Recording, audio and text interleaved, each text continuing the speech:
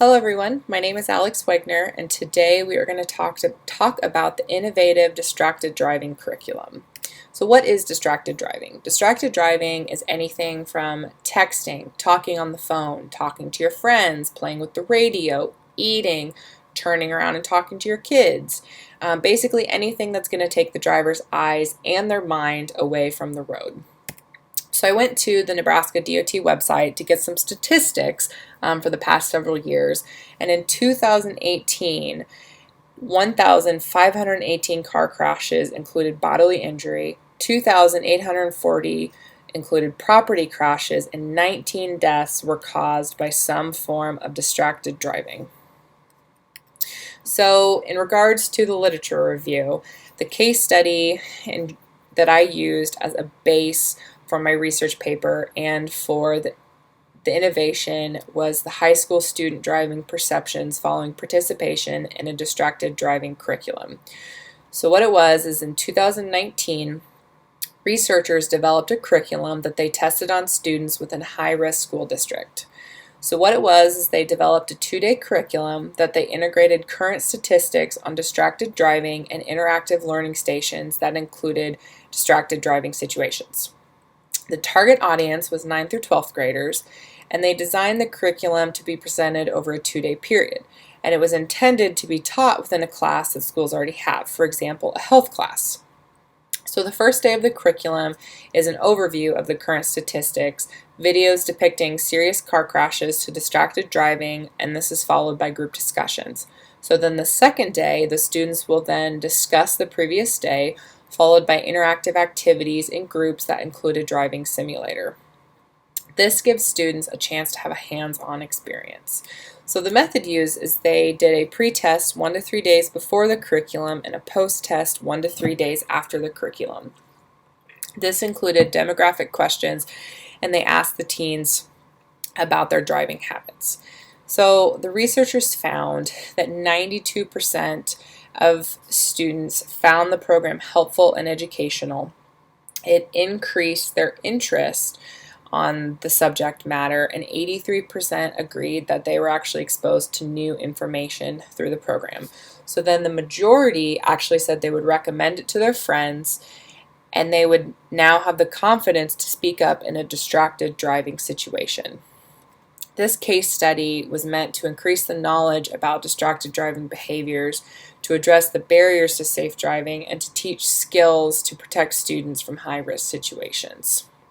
So based on this particular case study, there are definitely positives to an implementation of a new innovative curriculum.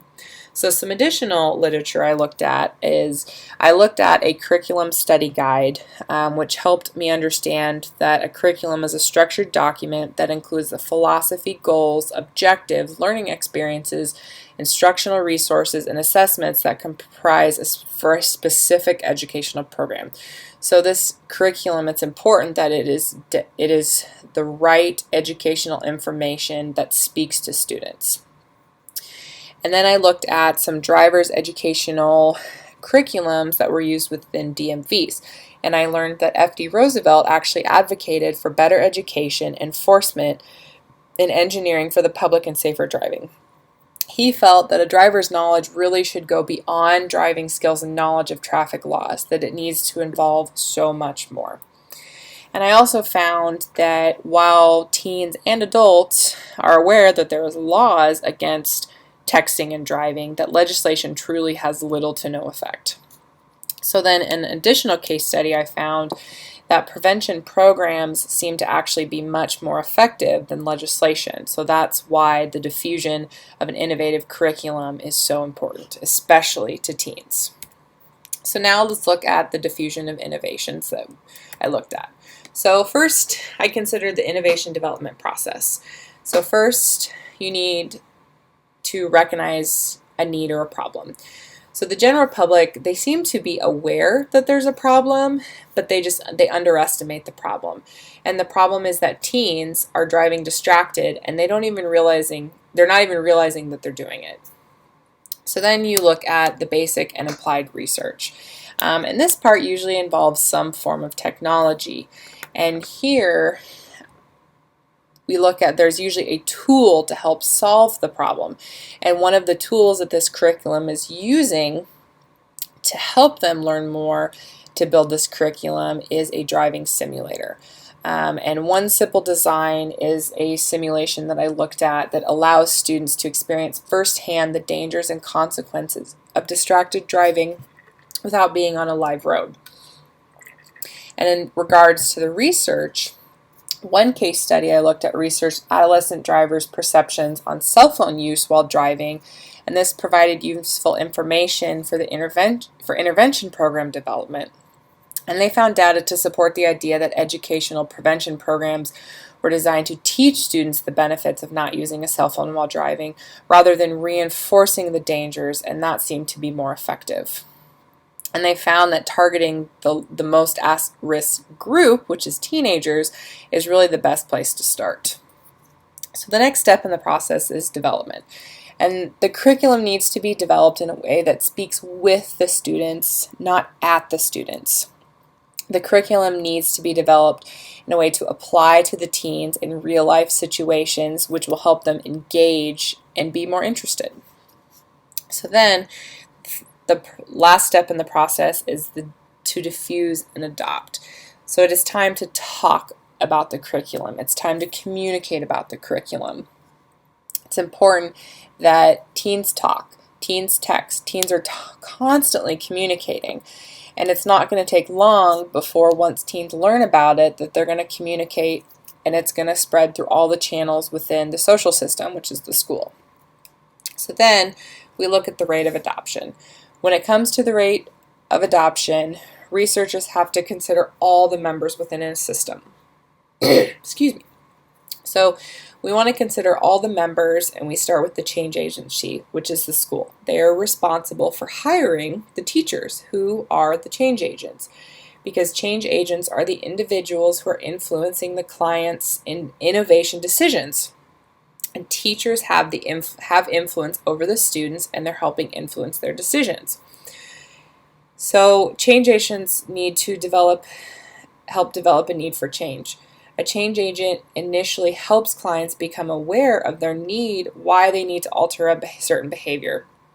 Teachers are going to help those students become aware of their behaviors behind the wheel and help teenagers see why they need to change their their behaviors.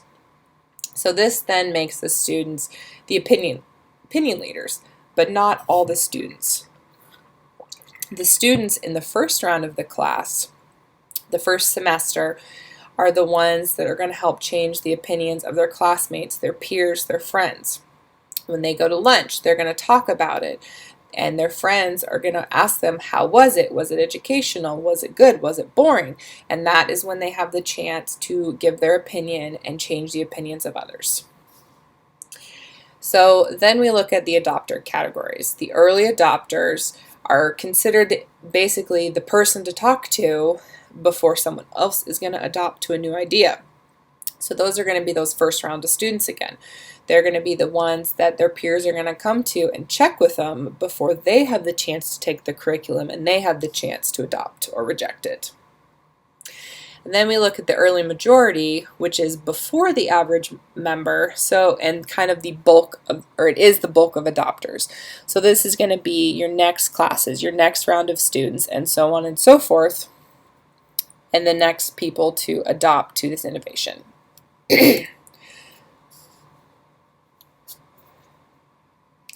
So next we look at the innovation decision process.